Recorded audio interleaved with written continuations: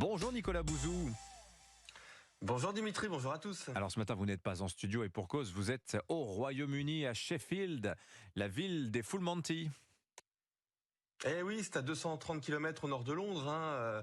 Alors comme vous le savez, le nord de l'Angleterre, c'est le berceau de la révolution industrielle dès les années 1800, un endroit qui a connu un fort développement au 19e, au début du 20e siècle, avec le coton, le charbon, l'acier et Sheffield. C'est d'ailleurs la ville de l'acier et des coutelleries. C'est ce que l'on voit d'ailleurs dans le film The Full Monty. Alors ces villes, Manchester, Liverpool, Sheffield, elles ont beaucoup souffert à partir des années 1970 parce que ces activités industrielles ont fait l'objet d'investissements dans l'automatisation, ce qui a diminué l'emploi, et puis est arrivée la concurrence d'autres pays, au premier rang desquels la Chine.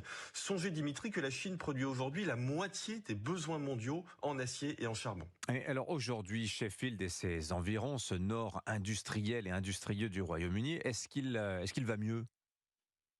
Eh ben, non seulement il va mieux, mais il va même bien, en dépit d'une inflation qui est supérieure à 10% dans tout le pays. Je vais prendre l'exemple de Manchester, qui est à mon avis le plus spectaculaire. Le taux de chômage y avait atteint un sommet en 1983, il est aujourd'hui de l'ordre de 5%. Ce qui est important, c'est comment on fait les pouvoirs publics pour arriver à ces résultats. En fait, ils ont mené 4 actions qui sont assez universelles. Premièrement, ils ont soutenu l'enseignement supérieur pour disposer d'une main-d'œuvre qualifiée. Deuxièmement, ils ont créé des zones dédiées aux entreprises et à la recherche.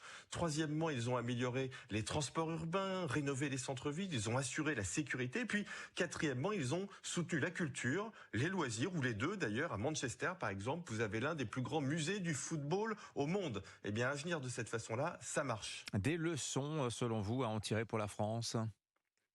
Eh oui, bah oui, il faut des élus passionnés par le développement économique, beaucoup plus que par la décroissance, des élus qui agissent vite quand les problèmes arrivent. Si on laisse s'installer le sous-développement économique et la pauvreté, Dimitri, alors c'est trop tard, il devient difficile d'en sortir.